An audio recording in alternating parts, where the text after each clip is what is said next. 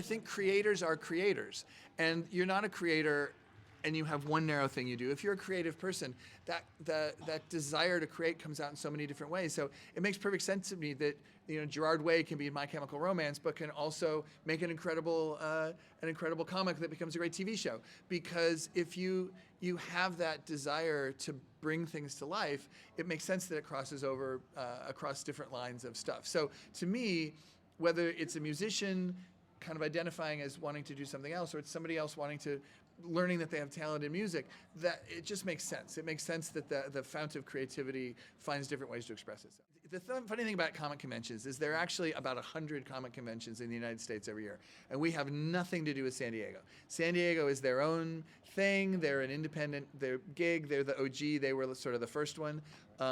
And there are a couple of big companies that own 10 or 12 different shows, and we're completely independent. So we are Los Angeles Comic-Con. We started in Los Angeles in 2011. We are still in Los Angeles. We're going to stay in Los Angeles. We will be back next year, October 4th to 6th. You can buy your tickets now.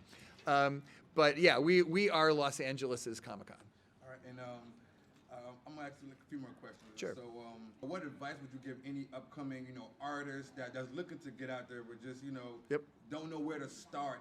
Just give any advice to them that, that could help them, maybe inspire them. I think number one is you have to follow your heart. You have to stay true to whatever your creative vision is. I think the second thing is, and particularly in Los Angeles, I think this is true, there's a lot of different places where you can get your first exposure to fans. We have, if you've been down on the floor, we have the largest artist alley of any convention in the United States. We have 450 artists down there.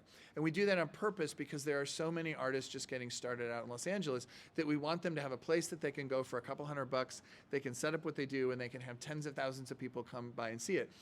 We have a video game hall over in the West Hall, and we have the equivalent over there is we have about 40 game developers whose games haven't been made yet, but they have playable levels. So in the same way that we have an artist alley here, we have an area over there, a partnership with somebody called The Mix, so that they can sort of show fans their playable levels and let somebody play a little bit of it and give them some feedback on it. I think it's critical when you're in the entertainment industry that you find ways and venues for new artists to get their work seen. The number one goal is community. I think it's super important that we've got a lot of like-minded individuals. For a long time they didn't always feel comfortable in their own skin, or they were out in mainstream culture and people made fun of them.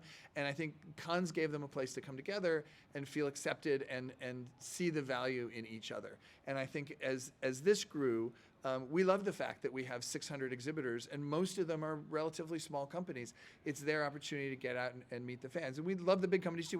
Bandai came for the first time this year. We had a big Bandai thing in the South Hall and a big Gundam thing in the West Hall, and that's great too, because that's the fount of creative culture in Southern California. It's one of the great things about having so many of those companies here. So yeah, I think having community and having the ability. I always joke about our show that it's kind of like Nerd Black Friday, that if you have a nerd in your life that you love, you will never find any place to go to shop for them that's better than this. How important is it to protect the art?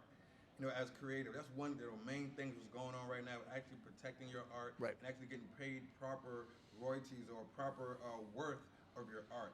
How important is that to you and for the new upcoming creators? I think it's super important. I mean, we make it very clear in all the contracts that we do with everybody who comes here that if they're going to have, if you're showing your own art, that's great. If you're showing other people's art, you better have the right to do it. I personally worked at Disney for 8 years, and so that idea of intellectual property, it belongs to the people that created it, whether it's music, it's art, whatever it is.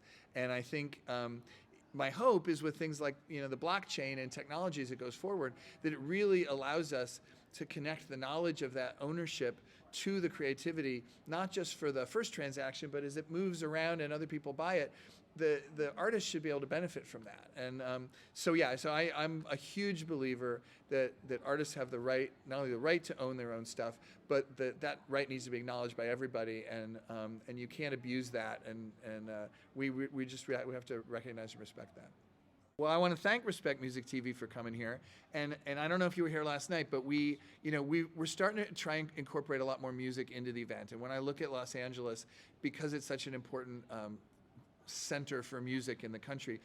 I want to see us do more and more of that. I mean, K-Rock brought in a couple of bands last night that played a few songs, but ultimately I would like to see a pop culture festival that's at the convention center that spills out over into LA Live, that has music in the streets, and that respects and recognizes the crossover between the creativity involved in music, in art, in comics, in creation. And so I want to thank Respect for being here, because music is the rhythm of our soul, and I think for creators, it's super important that we make that a part of this.